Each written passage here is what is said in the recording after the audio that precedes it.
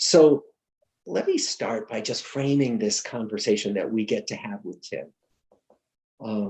Because we're all telling each other that working together is really the only way that we're going to get through this health crisis, and that our relationships with family and friends and neighbors really are a great source of strength and hope. But we know that right now, 4 out of 5 Americans say that we have never been more divided than we are today. So at exactly the moment when we need each other the most, we find ourselves caught in these old habits of blaming, of othering people who don't share our views. And I'd like to take a quote from Tim's Unite website, from his call, which we're going to hear more about, because he writes it beautifully. He says, "Our political divisions have become personal divisions. The more we hate each other, the more isolated we become, the more friends we sacrifice, the more love we give up, the more hope we lose." So Tim is just the person we want to talk to right now. Tim is somebody who has spent his career focused on inclusion, on bridging divisions. I'll say a little more about him. He co-founded and currently chairs the Collaborative for Academic, Social, and Emotional Learning. CASEL is the abbreviation. And he is one of the leading educational reformers in the field of social and emotional learning. And he has for a long time headed the Special Olympics, which focuses on promoting health and education and a more unified world through the joy of sports. So, Tim, again, thanks for being here. Thank you. Thank you, Bob. Tell me first, because this is so personal for all of us, what's this crisis been like for you? Have you had any personal surprises or revelations that have come out of it? Well, so first of all, thanks for the beautiful introduction, and thanks for continuing, Bob, to carry on your work, which is both in the clinic and in the larger context of the culture. You have such an important voice, I think, at this time, maybe more important than it's ever been, to accentuate not just the enormous popularity of things like TED Talks and things like that, where we get people excited and get people intrigued, but now to really carry on sustained, serious, committed action to follow the big ideas, to follow the power of relationships, the centrality of relationships. We are in a moment in which I dare say the future for all of us depends on whether we get this better. I don't want to say right and wrong, but whether we get better. And the issue really is in some ways tilting the arc towards. It's not going from 0 to 100 or saying we've been wrong, now we got to be right. Our view is you just got to get better. We just got to get better. You know, think of marriages, friendships, brothers, sisters, neighbors. There's no perfect relationship, but there are moments when the relationships got better. And those were the moments when you felt a hopefulness and a positivity and a sense of trust and belonging. Somebody comes home and says, you know, things are better at work. There's a birth in that experience of great strength, I think. So this is a moment for us to get better, to look at this moment and say, when we're done, how can we be better?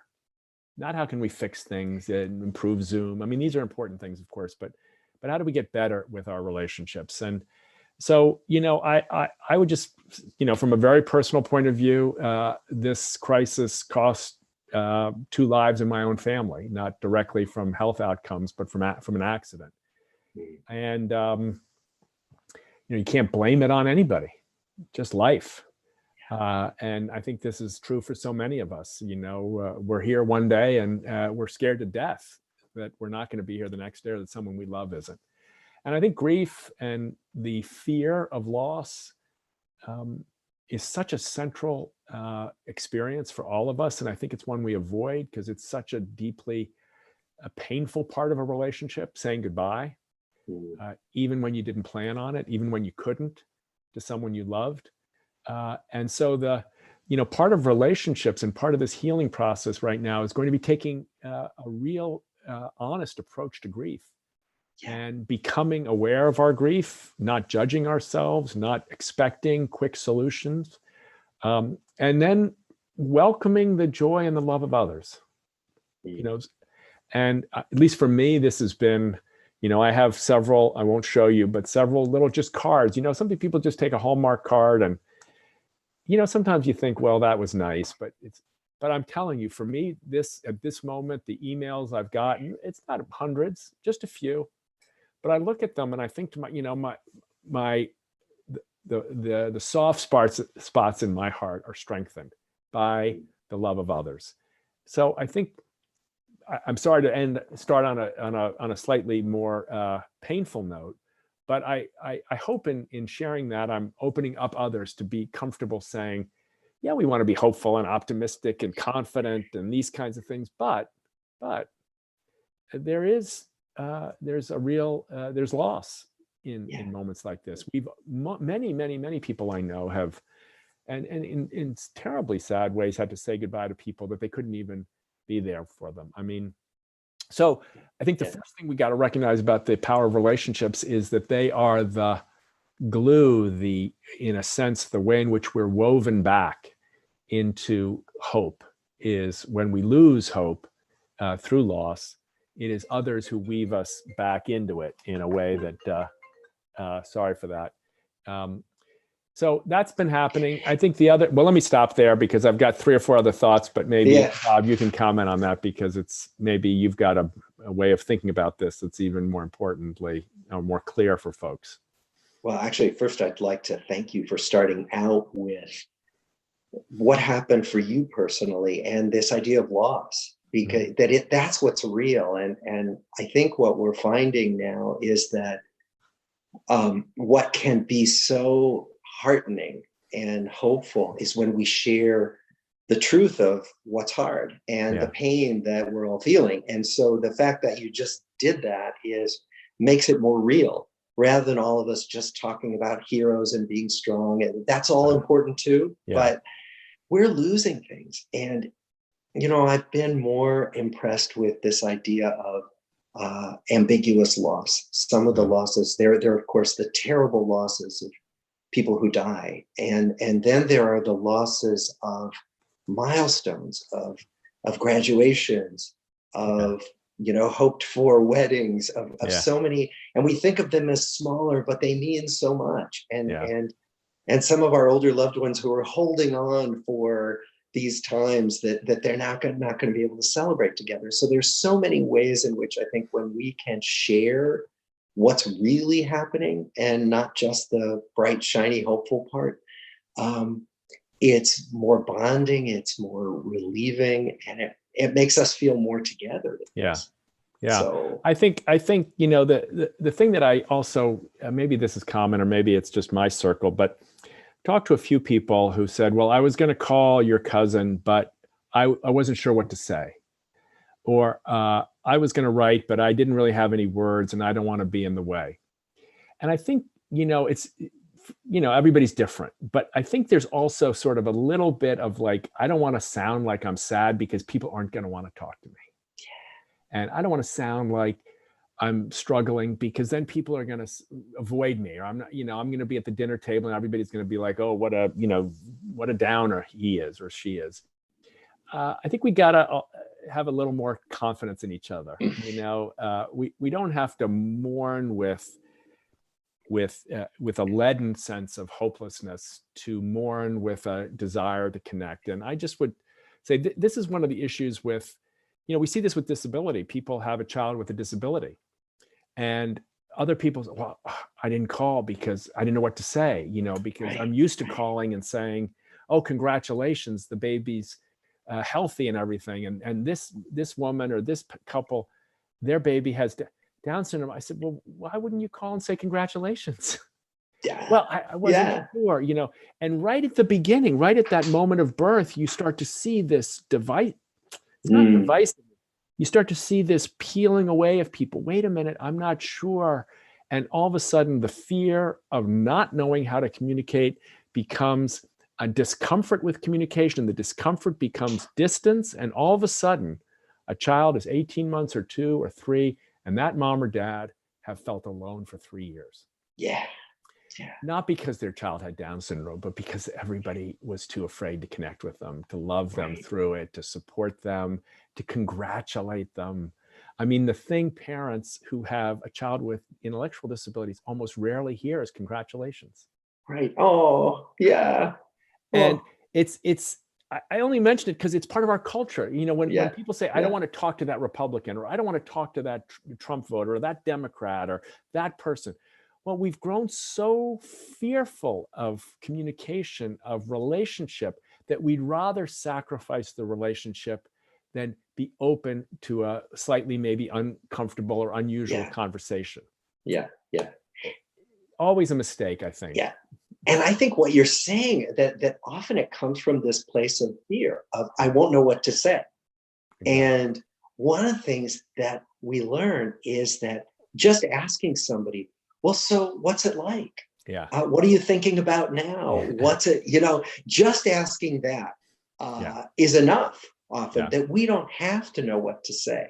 Right. That's if we're just open and curious, that people are usually willing to talk about their experience. Yeah. And I think, this is why we're trying to marshal this big global effort this Friday on May 1st for 24 hours with people all over the world. Simple call to unite. You say, well, what's that? What's that? It's really a call to relationship in some ways. It's really a call to say, in some ways this might sound a little catchy, but we've got 2 epidemics. We have an epidemic of disease and an epidemic of division.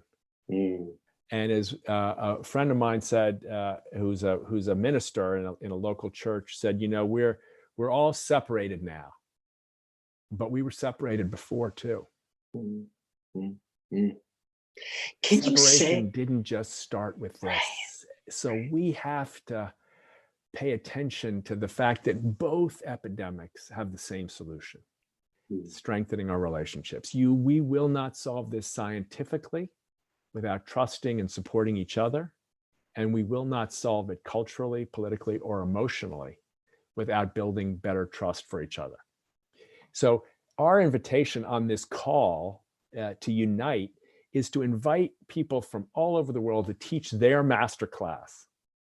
Teach the masterclass on what your strategy is. What skill do you know? What strategy have you used to reach out to someone who's on the other side of any boundary in your life? It could be someone in your own home, or it could be someone of a different political party, or a different skin color, or religion, or race, or gender, or sexual orientation. But the invitation is reach out. As you say, take the first step. We don't have to solve the problem, but take the first step. And everybody has that choice every day. It's not like this is a problem only we can solve, but it's also a problem we choose each day to solve or not. Right. Each day. Can you say a little more about the call to unite, about how it's going to work, like literally what people should do? So we start, if they're interested. This will be streamed on basically every streaming platform, on YouTube, on Google, on Facebook, on I think Instagram, on Twitch. On many of these streaming platforms, and at our website, which we've just launched, called unite.us. And it starts at 8 p.m. And Oprah will kick it off with some of her most time-honored guests, Eckhart Tolle, and others will follow with her. And as she'll be able to interview them and invite their insights and wisdom. Alan Lightman from your neck of the woods, Bob, will be there, as will T.D. Jakes. So you're starting to see a representation of scientists and people of particular faith traditions and people of more secular contemplative traditions. And we're just going to go for 24 hours. And we're going to feature Dr. Robert Waldinger sharing his most prized tricks, practices, and lessons on how to unite. at 11 in the evening. And that's right before the party. You're the only person I would stay up that late for these days. And all your students are going to be so impressed that you're up at that hour. Really. But from midnight to 2 a.m., we're going to have something we're calling the Purpose Party, which is inviting people around the world to dance with a purpose and for a purpose around uniting. And I got on the phone today with the Kung Fu nuns of Kathmandu, who are teaching people contemplative practices, young women mostly, and also teaching them how to value themselves and protect themselves. And, so it just covers the whole gamut. I mean, Reverend Run and Aloe Black and Alanis Morissette and George W. Bush and, all these Byron Katie and Martha Beck and Julia Roberts. So celebrities, but also moms and dads, nuns on the border, homeless men and women from the streets of Seattle are going to teach their lessons. It's our chance, not just to take the master class, but to teach it, because everybody has some kind of way they know that works for them to be more centered on being themselves and reaching out to others. We got to build the toolkit. There's not one skill. I mean, it'd be nice if I could say, hey, the book is called X, happiness. Yeah. Right. Okay. Yeah. I mean, I know you get referred to as the happiness doctor. Beautiful. But there's a lot of ways to happiness. No. But I mean, and you, of course, so we got to get everybody kind of saying, let's opt into being uniters. And see what we produce as this in this moment of, I hope, generosity and service and shared practices. Well, I'm thinking about, how powerful these moments are of connection. My son is in New York, and he takes his iPad out on the balcony at 7 p.m. and play and lets us hear all the applause that happens at 7 p.m. and all the bells ringing for the workers who are out there keeping our world going. And, and I think what you're doing is you're going to put out there for people in so many different kinds of people are going to be able to share these ways in which they want to pull us all in and share with us what their passions are and what they care about. And it just seems to me like the kind of thing that probably is going to draw us in and make us stay up really late and have a good time. Well, the good news is with streaming, I shouldn't say this, but with streaming, if you miss Dr. Robert Waldinger at 11 p.m., he'll be up and sitting on the website, and you can catch him at 7 a.m. or 10 a.m. or 11, whatever. So, this is, in a way, we're building a platform that people can, I hope, draw on and I hope contribute to. Again, we have great experts, but some of them are people living on the streets. They're not all in Ivy League professors. They're not all in C-suites. They're not all, in running organizations and things like that. We want to recognize that the wisdom of relationships, the how to reach out and connect, is something we all know. And in some ways, the whole goal here is to remind you that you may already know, but maybe you just need to refresh your confidence that you can do it. Yeah. I'd love to hear a little bit more about how you got interested in this. I mean, you have a passion for inclusion, and you spent decades. Special Olympics is such a rare gift to the world, but people thought you guys were crazy when you started it, right? Yeah. And how did you decide, I'm going to devote a huge part of my life to this kind of thing? You could have done a lot of other stuff. Well, I guess I could have, but I had the great fortune of being led by two parents who helped me to see what would give me the most happiness, honestly. And it wasn't that a career in this or that or the other thing wasn't right. It's just that this looked like more fun. Yeah. And, sometimes people say to me, oh, you're so nice to have worked in the inner city, or that's so good of you to work with people with intellectual or developmental challenges. I'm like, nice. You have no idea how much fun I have at work. Yeah. You have no idea how much my heart gets spun open and soaring almost every single day. You have no idea the people I have a front row seat for the best in humanity. Nobody's in front of me. I'm just going to own right now that I hope everybody else has a wonderful career, and I hope everybody else has inspiring people to work around. But I feel like selfishly, I have the best seat to see the best of who we are. And so it gives me a lot of confidence. I mean, I'll tell you one story, Bob. So I was in this career for a while, and we had a big games in Dublin in 2003, and part of the games in Dublin were, for the first time, 135 countries and celebrities. Pierce Brosnan and Bono and Nelson Mandela came to the opening ceremonies, and 75,000 people, and the whole country ecstatic. And the sport started, and about the third day, I got a call from the president's office that she wanted to come observe some of the sport. I thought this was terrific. Wow, this is exciting. I said, let's go to the pool. We've got these fantastic swimmers. No, she wants to go to the motor activities. Now, that's our competition for people with severe challenges. People who are often nonverbal, people who often don't have control of their limbs, who are often in wheelchairs. And so I kind of embarrassed to say, I said, well, I think she'd prefer to go to the track. We're running the marathon. She'll see no, you meet her at the motor activities. So we went in to the motor activities, and for some strange reason that is, I dare say, peculiarly Irish, the place was packed. There was like 1,500 fans to watch each person, each contestant do their skill. And the first one that came out was a guy named Donald Page, and his job was to lift the beanbag on his wheelchair tray from the right side to the left side. And his coach wheeled him out, and she stood back, and the announcer said, off you go. And I'm sitting there in the front row next to the president, and Donald looks around, and you can see he starts to try to move his shoulder, and nothing's happening. And he can't. And I'm thinking to myself, oh my God, I feel so terribly for him. At the 3-minute mark, Bob, he finally got his right hand onto the beanbag, and a cheer came out. There you go, lad. There you go, lad. And you got 1,500 people. It's quiet. It's almost like a contemplative moment. But people, if they're not used to that, it's awkward, right? Yeah. And the hand lands, and a few cheers come out. And I talked to his dad later, and he says, I just wanted them to give Donald a bit of time. Over the next 14 minutes, Donald Page slowly lifted that beanbag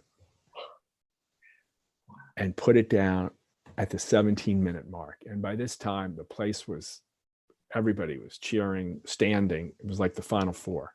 Cheering. I was cheering. I have tears pouring down my face. And I look at this man, 17 years old. Any one of us would say, there's no skill in that. There's nothing to be, all he did. And yet I thought it was the greatest athletic achievement I'd ever seen. Yeah.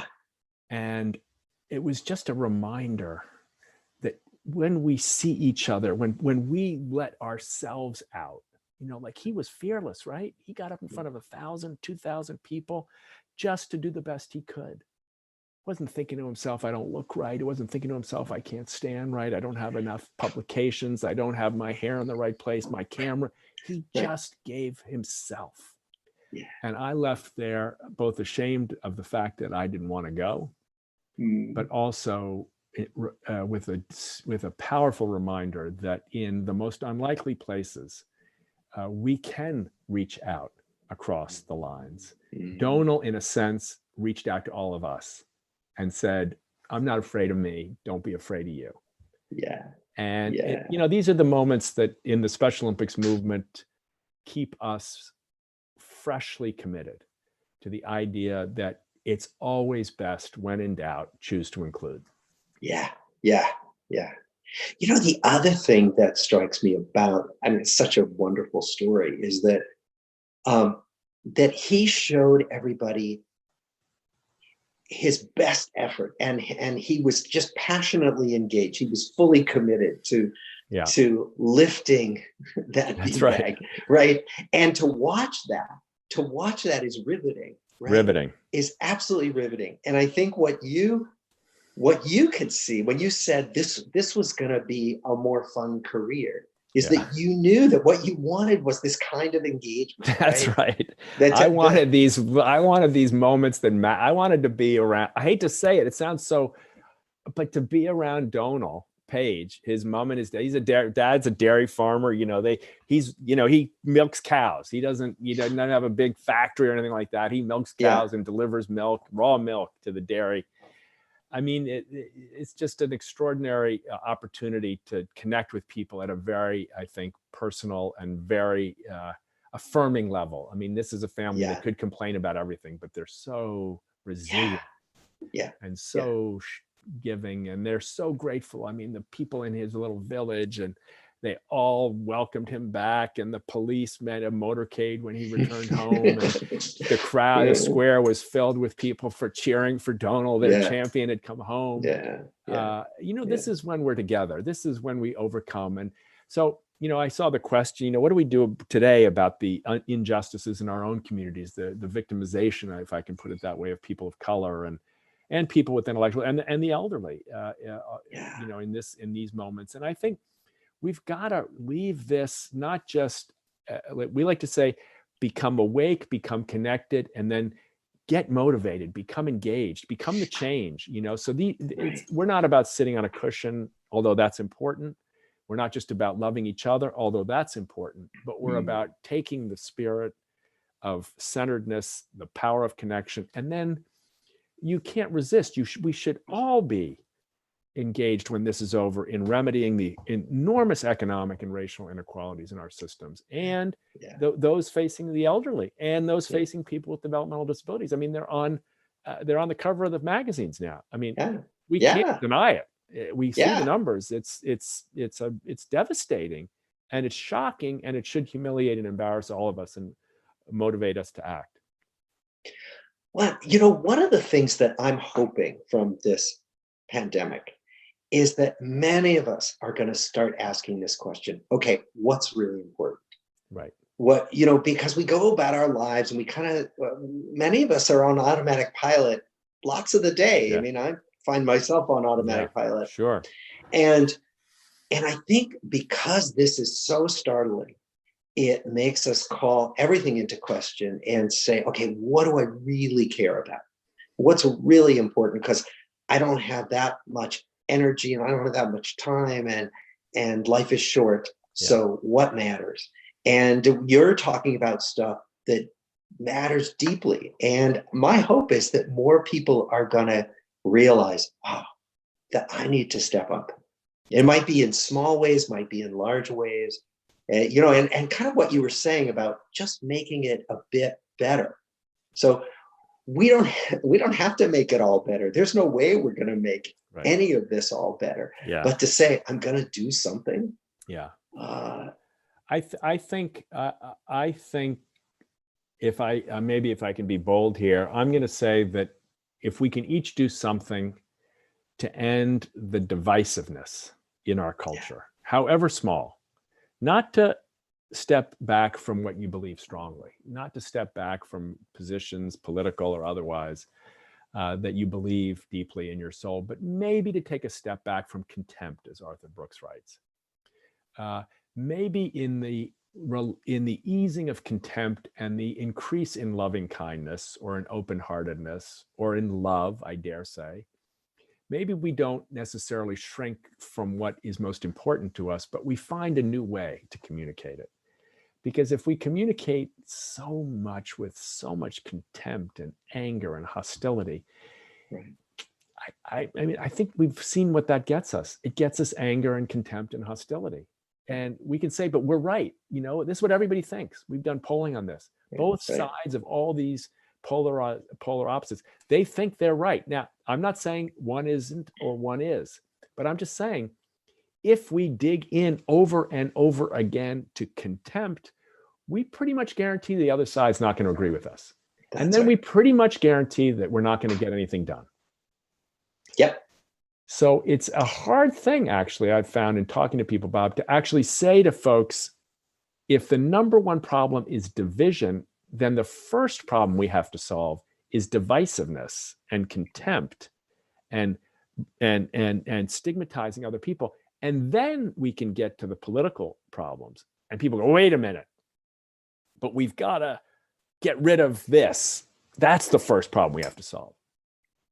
I'm not saying you shouldn't vote your conscience, and I'm not saying you shouldn't engage politically, but if no matter what happens in the next election, whether it's in Massachusetts or the United States or France or Germany or anywhere else for that matter, no matter what happens in the next election, there's going to be another one coming and another one coming and another one coming. And the hope we all have to have is that we won't be just boxing from one election to another as we split each other apart, increase anxiety and despair, and destroy our planet while we're at it. Right, right. You know, in Zen, we have a saying, a phrase, the mind of right and wrong. The idea that when we get into that mindset of there are good guys and bad guys, there's the right way and the wrong way, that it is so limiting, that it boxes us in so severely that most possibilities are shut off. And I think that's what you're talking about. Yeah. That we all can go there. It's so easy to push me into the mind of right and wrong, right? Yeah. And then I've shut down. Yeah. And that's and what you rarely seeing. find yourself pushed into the mind of right and wrong, thinking you're wrong. No, exactly. Oh, I'm so right. Because the mind of right and wrong is usually I'm right, they're wrong. Exactly. Now, of course, there's self-doubt, and I know there's shame, which is I'm wrong. Don't get me wrong. I know these are complex emotional challenges, but I agree with you that the Zen teachers have a lot to help us understand how to get out of that mind without losing a focus on love and belonging and joy and justice. Really, these are important things. Right. It's not like we shouldn't care about them. It's just how, like, if we want love and justice and belonging, maybe, as Dr. King said, maybe we get there by doing love and justice and belonging. Right? Maybe it's not like we fight our way or kill our way to the goal of love, but maybe we love our way to the goal of love. It sounds a little crazy and soft, and maybe not edgy enough for a tough academic-minded audience or world. But I think I was reading about Dr. King. You know, his interest in nonviolence centered on the idea that he thought it was the most powerful tool ever imagined for achieving social justice. Not because he was trying to be a nice guy, but because he saw in it the means to finally attack and decisively defeat injustice wherever its head arose. So it's a very practical minded thing to get out of the mind of right and wrong, into the mind of, I'm not sure how the Zen language, into the non-binary or into the open mind, into the welcoming mind, not so that we don't solve the problem, so that we actually can heal the problem where it rests. Right. I mean, one of the things I'd love to hear about, you know, you make this case so powerfully that inclusion is our only hope going forward. But what could inclusion look like on a national scale? What do you have any?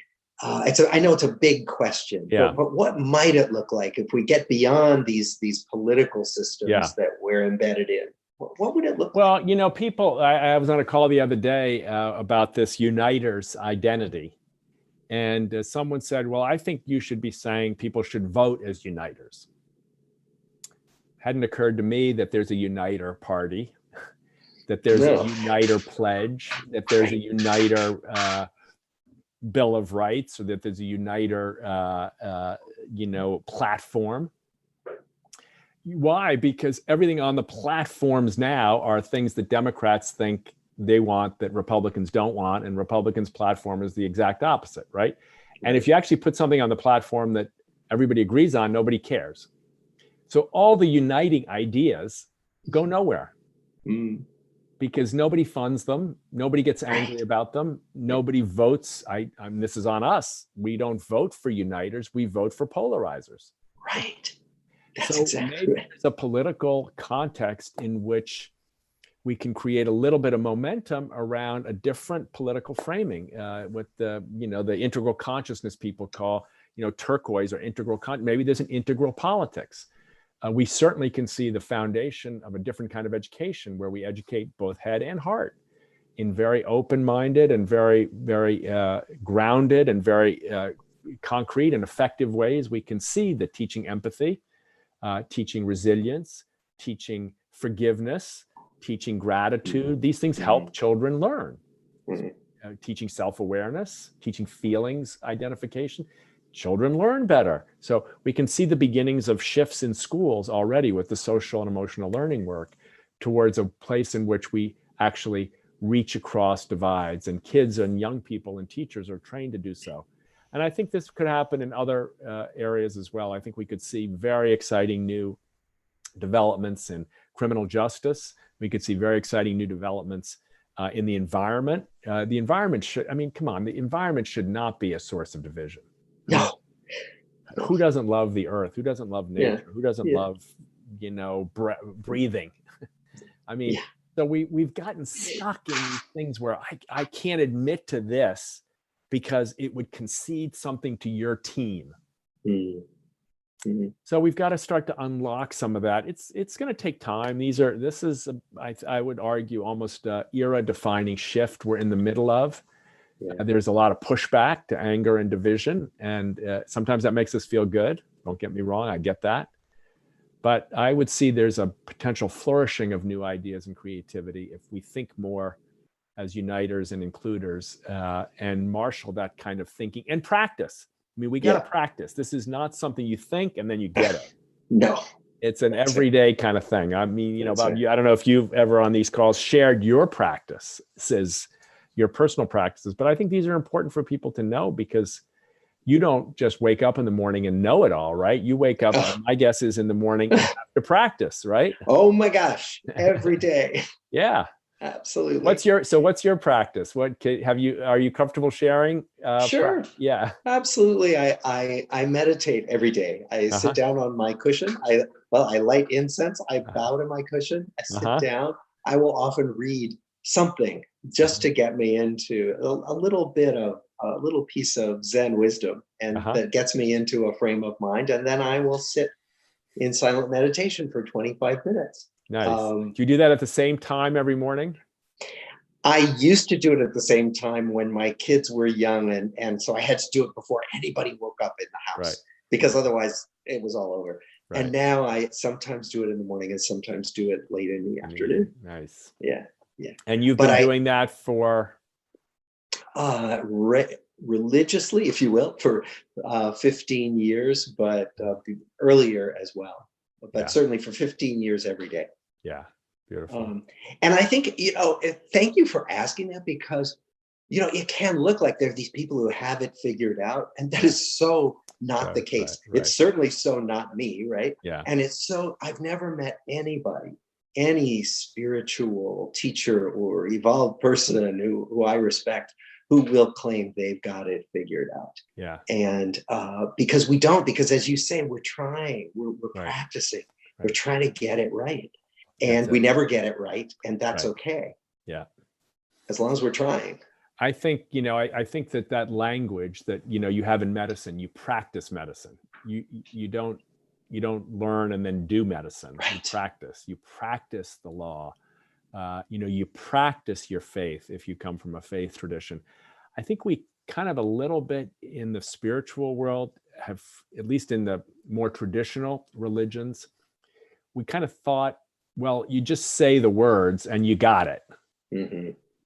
Yeah. And then you should do something, you should celebrate Sabbath, or you should celebrate Sunday, or you should celebrate, but they're more sort of check the box things. You're not actually deepening and practicing. Yeah.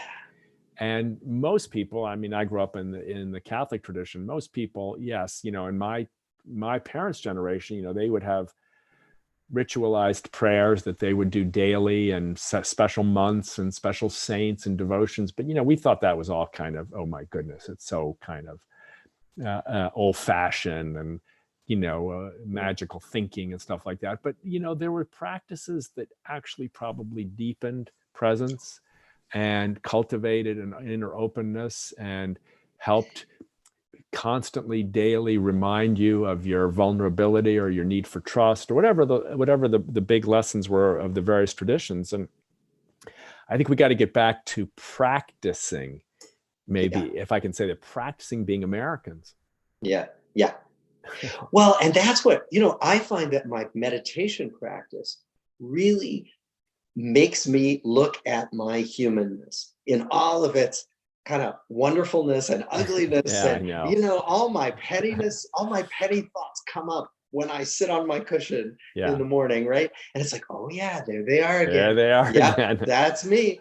And that I think what we're talking about is sharing our humanity with each other in these bigger ways, in these more public ways. Your Unite Us adventure Yeah, is trying to do that, is trying to say, look, let's just share what it's like to be a human yeah, being in the world. And yeah, we're going to find that there's so much connecting us. yeah, And that's what I find, that if I sit still with myself, that's the start. And then when I mean, hanging out with you right now is a way, for me, is very nourishing, because it's like, oh yeah, it's nice. Thank you. sharing certain things that we have in common, that reminds me of this humanness that's kind of essential to um, to to to being together in the world and getting through the hard times that are inevitable. So this pandemic is one hard time. Yeah, Having a child with a disability is a hard time. We that's right. need each other no matter what Right. the challenges are. That's right. Um, It's one of my mentors that just died a couple of years ago, Thomas Keating, who for many years was at a monastery in Massachusetts and then out in Colorado. I asked him about 4 or 5 years ago, why don't you push in the language in his tradition is called centering prayer, but it's very much like a contemplative practice, not wildly dissimilar from those in other traditions. There's some differences, and he said, oh, don't you know? Almost everybody that starts quits. yes. And I said, no, that's not true. It's just, he says, you just remember how many horrible things come up during Yeah. those sits. Most Yes. people don't want to live with that side. They'd rather not face, So, but I think it's one of the great gifts of your practice and the practices that have been taught by people like you is that it teaches us it's okay. Oh yeah. That ego game you play and you saw it again and you did it again. Oh, it's okay. Yeah. And you don't hold on to the fear that I got to hide it. And you don't stick it back to yourself and saying, I got to judge it. You just accept at some level who you are. And in doing so, allow a little space between all that distraction and your true self, just a teeny bit of space. And in those moments, and so we teach these things, we teach mindfulness and different kinds of silent practices to children in kindergarten, first grade. And, when we started doing this, people said, oh, you can't, children can't sit still for a minute, much less for 10 minutes. Kids love They silence. love it. They love it. It's a natural language. As Thomas Keating said to me, it is the first language, is silence. And we're conditioned to be afraid of it. Wait a minute, and whenever I go on a retreat, people say, oh, how long were you quiet? I was like, a week. Oh my. Yeah, exactly. Yeah, a week. Yeah. You must be kidding. I couldn't be quiet for 20 minutes. And I think it's just, we just have to remember, all these, I was introduced to that world by friends who said, you should try this. I think maybe part of this moment is to say, if you don't have a practice, of some sort that allows you to center and draw inward and awaken, depending on what language you like from your point of view. If you don't have such a practice, I think one of the great encouragements of this moment is to encourage more and more of us to develop one or more, for that matter. Yes, absolutely. And then I think, my experience has been that I can take what I learn about myself in my practice, and then when I meet other people who are willing to share it as well, it's like such a relief. Because, one of my Zen teachers was fond of saying, we're always comparing our insides to other people's outsides. Right. Yeah. And, because we all like put on our game faces for each other, right? And so first of all, I get to know my inside much better. And some of that's kind of embarrassing, but like, okay, I'm beginning to accept more and more of this me. And then when I share it with other people. And I think when we share across these divides, we realize this is us, right? Yeah. Well, and also it's kind of like, oh, that person, I can see that person's playing a big ego game. That's the same one I play. Exactly. So instead of trying to, run out of the room and say, what a jerk, one of the questions here, two of the questions I saw, one on issues of inequality and race, and the other on individualism versus community, from my great colleague Lamont Young. I think this is one of those things where we tilted the scales way towards individualism. Yeah. And even my practice, which is not dissimilar from yours, is quite individual. You've got your cushion, I've got mine. Right. We sit, you sit, I sit. It's all drawing inward. But we need to remember that all these practices came to us from a community, and they're sustained by community, and they're designed to bring us in the community. So I like to say, a spiritual practice without a social connection or a social change strategy might have taken a detour towards narcissism and might need to get back on track, because I think any deep spiritual commitment or mental health commitment to one's own health, almost invariably, if it's authentic, I hope, draws us into deeper connection and deeper solidarity with each other. So it's individualism and community, they should be, I think, hand in glove. It would be my hope. It's certainly my experience. Well, that's been, and the teaching that I received in this was that sitting and meditating, having a contemplative practice, that's really great, but that's the easy part. So that's like going to a batting cage and doing batting practice, where everything is just like teed up for you precisely. That the real challenge is to go out and play the game of life, right? Is to leave the batting cage and to really take this practice into the world every day. Absolutely. And that's what you're talking about. So to be engaged in the world rather than just contemplating our navels, which we don't want to do. Yeah, exactly. Now, one of the things you'll be interested in, so we asked people a couple of questions while we've been talking. So one was, what's your biggest concern right now? And again, family is still far and away the biggest concern. So people are really focused on family concerns. But the other thing is, we asked, what do you see as the greatest source of division right now in your life? And they said national politics. So people are certainly echoing what you are speaking to and what you're now putting so much effort into. Yeah. I hope, these are kind of tricky things to say, and this is where I'm going to trust our audience, that if I don't say it exactly right, a lot of people don't try to say what I'm about to say because they're afraid they're going to get caught saying the wrong thing. And that's just an example of our bad national culture. I think we have to give everybody a little bit of a pass. Like, let's play a little less gotcha on both sides. Yeah. Now, someone might say, how can you say that when X or Y or Z has done something so outrageous and so condemnable and so malicious and so narcissistic or so abusive? I think we consume versions of each other that make everybody as bad as they can be. Now, I agree, some of us give a lot of ammunition. Yeah.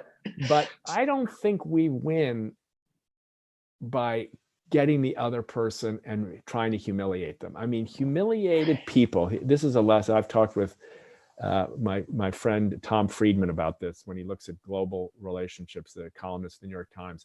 Yeah. Humiliated people end up doing horrible things. It's just a lesson of history.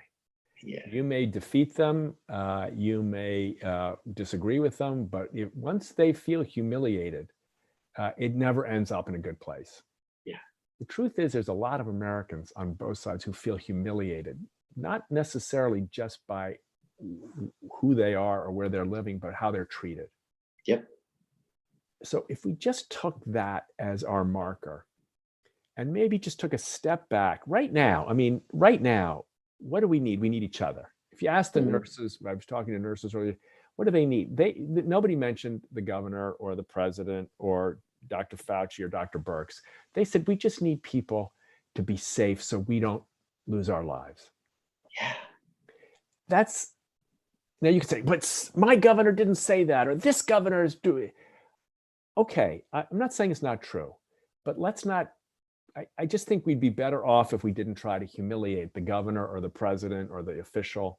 If we didn't try to humiliate the other person and actually wished the best for them, as hard as that may be, then maybe we'd get to the kinds of solutions that would save the lives of nurses.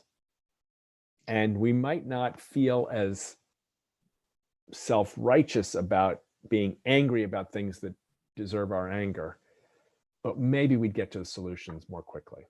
Yeah. I mean, I hope that doesn't sound like people say false equivalence and things like that.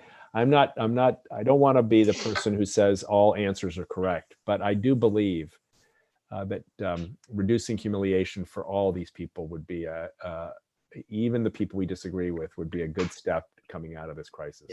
Yeah.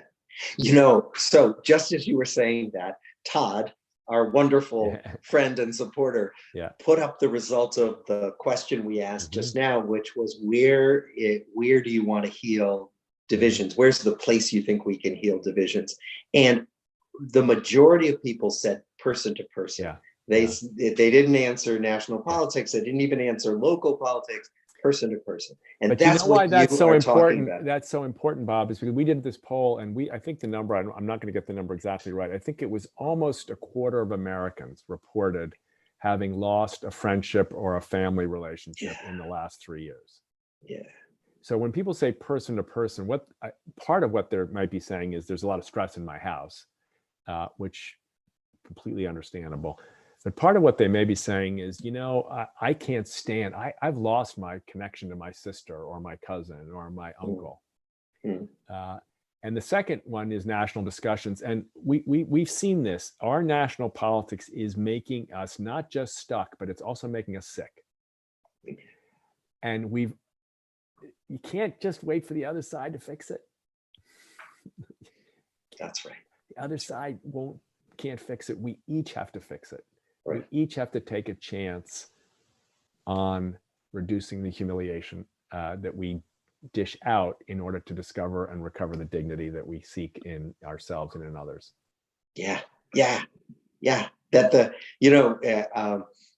Dalai Lama said, "My religion is kindness." Yeah. And if our default response is kindness, whenever we're challenged, that goes on. That's a pretty good place to start. It's a pretty good place to start. And a friend of mine said the other day, but you know, all of his progressive friends believe in inclusion, but he had come to realize in the last year that they actually believed in inclusion for people that think like them. Yes, exactly. So we progressives, I'm guessing much of your audience leans towards the progressive side of things. We have to practice kindness, not just to people who agree with us. Absolutely. Not just to people who agree with us. Right. And that's the work. That's the real. There is the work. Yeah. There's the work. Well, listen, this is wonderful. I could do this. Yeah, we could keep going. I know. We could keep going, but and we will keep going. We will on Friday night.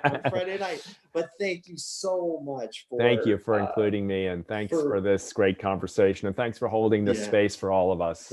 Yeah. And I'm really excited about what you are about to unite.us. Come to the website, help us socialize it, bring your friends. If you're looking for strategies, if you're looking for healing, if you're looking for solutions, if you're looking for hope, if you're looking for people to feel like you're seen and to know that you're not alone, join us on this extraordinary call and join us in trying to build a more united future. Unite.us. This Friday. Great. Thank you. Looking forward to it. All right. So I'm just going to give a few reminders as we sign off. First of all, thank you all for tuning in. Remember, you can come back to this YouTube channel and see a recording of this whenever you want to. Connect with us on Twitter. I'd love to hear more thoughts, reactions to my conversation with Tim. And you can go to our foundation website, lifespanresearch.org, where we have blog posts and where we try to put out some of these ideas, which are so important right now, more than ever. Um, so, so everybody stay safe and thank you and see you again very soon. Bye.